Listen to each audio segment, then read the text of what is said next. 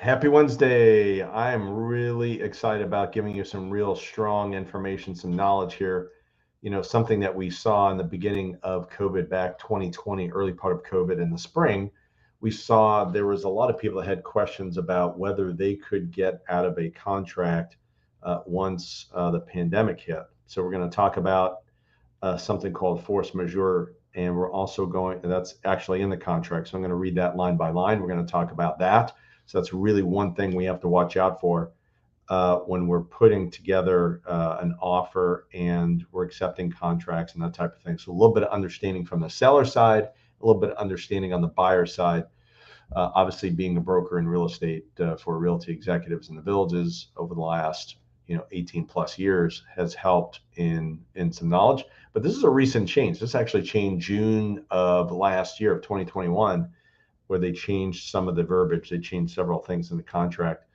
So that's actually something you can watch that I covered in the past on our YouTube channel. I want to give you a little bit of an update. 131 properties are actually on the market on the MLS side for the villages. So if we look at that, very interesting what we're seeing there. Not too much of a jump up, and it's interesting what's happened over the last 18 months. It seems like we hit a number and we stay at that number or close to that number for several weeks before we see either a drop or an increase. In the last couple of weeks, probably 2.5 weeks, we've been pretty consistent around that 130 mark. As you're seeing here, 132 properties on the market, giving you an idea of the amount of homes that we're seeing, from 164,000, that's the low end of the marketplace, all the way to 300,000. We have 22 properties that are under the 300,000 mark. Of course, that's something that's changed over the last 18 months to 2 years. And then we have another, 30 plus properties that are going to be, from that 300 to 400 range. And then 400 plus, we're seeing many properties there. We had Caravan this morning. And what we are seeing is there's not a lot of homes. The last 2 weeks, we haven't seen a lot of homes come on the market. In fact, the 7-day numbers, we only had a couple of properties last week and a couple of properties this week on Caravan. And it made me think, okay, wait a second, we're supposed to be seeing more inventory, but the inventory hasn't grown the last couple of weeks. And when we look at the new listings, 28 new listings have hit the market. That's a little bit low for this from what we've seen over the last 13 to 15 weeks beginning of this year, 2022. But also price decreases, a lot of price decreases. We had more price reductions in the last 7 days than new listings. And of course, 42 sold, 31 under contract. So this time of year is kind of a transition. April is very much a transition month, and it usually leads to a little bit less homes selling in May, closing in May. And then June or July, one of those 2 months, usually there's one of the highest closing months of the year. So I'm anticipating traffic picking up probably in the next couple of weeks, probably right after May 1st, because that's what typically happens.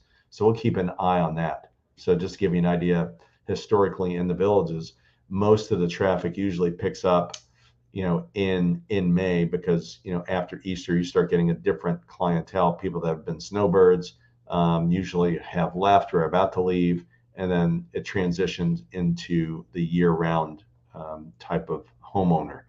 Also seeing a little bit of an influx, just giving you a little bit of insight into the brokerage. We're seeing a little bit of an influx into people that do want to rent, and also an influx on a little bit more of an influx on inventory as far as people that need to rent out their properties. We've seen several people call in the last 7 days for both, right? Like rentals, people wanting a long-term rental. There is a need for more long-term properties, people that want to rent out their property. So if that's you, give us a call, 352-753-7500. You can also text me or call me, 352-572-3796, if you have that need. So be thinking about that. But let's jump into the topic I want to cover today. And that is essentially, force majeure, right? Force majeure is essentially the paragraph that really nobody pays attention to. It's one of those, first of all, nobody is like, what's force majeure? Or and usually misspell it and say force major, right? Like it's force and then it's Majeure.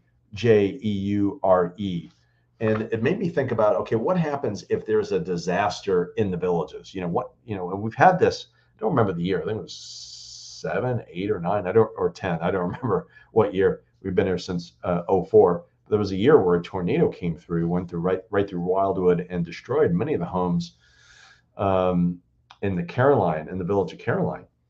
And that was a big problem for many people, obviously, and it was kind of a sad case. And many people were displaced, and we tried to help them the best we could with the rentals that we had, and we asked permission of the owners, and of course, the owners, of course, let these people have a place to stay.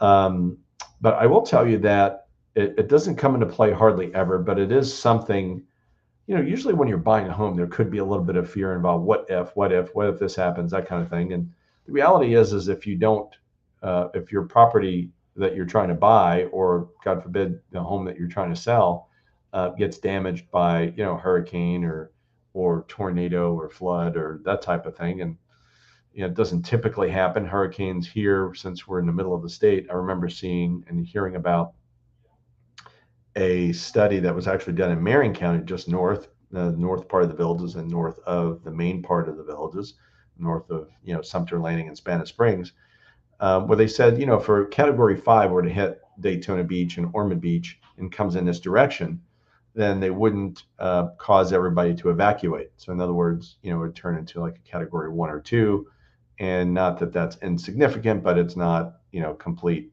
full-fledged disaster. But of course, tornado hits could wipe out a house, and that's happened actually north of here in Ocala about a month ago, and with several homes, and it happened in the villages in the past.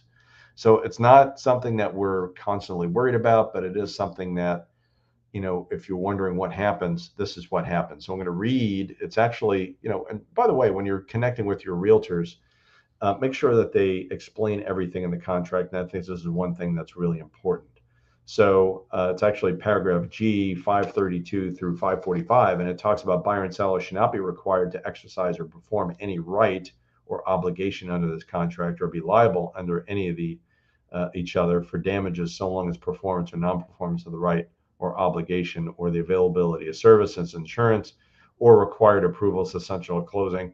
This is all attorney speak, right? So to simplify, basically what it's saying is that if your home gets wiped out, right? Force majeure means, and it spells it out what it means: hurricanes, floods, extreme weather, earthquakes, fires, or other acts of God, unusual transportation delays, wars, insurrections, civil unrest, which, I don't even think that was in the past contract, but, all of a sudden that's been a thing, or acts of terrorism, governmental actions and mandates, government shutdowns, epidemics or pandemics. That's a new thing, obviously, since COVID, which by exercise of reasonable, diligent effort, the non-performing party is unable, in whole or in part, to prevent or overcome.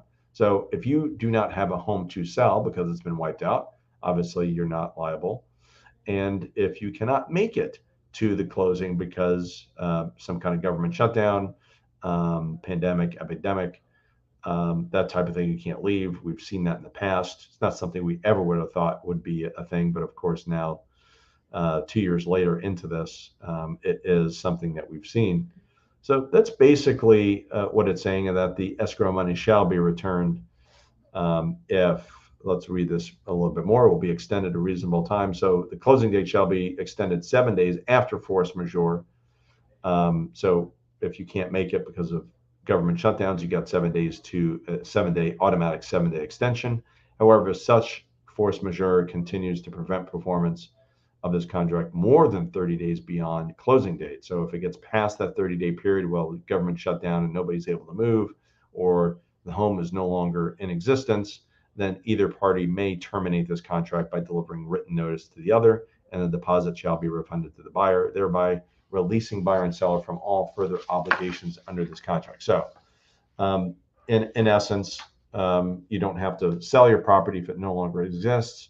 If you're a buyer and you can't get to the property, such as government shutdown or epidemics or pandemic, then you've got 7 days, and then if it's still not a thing where you can travel and get to where you need to go, you've got 30 days after that. If it extends past 30 days, then either party can say, you know what, we're going to cancel the contract, and the buyer gets their escrow money back in that case. So, as always seek legal advice if that's something that you are concerned with.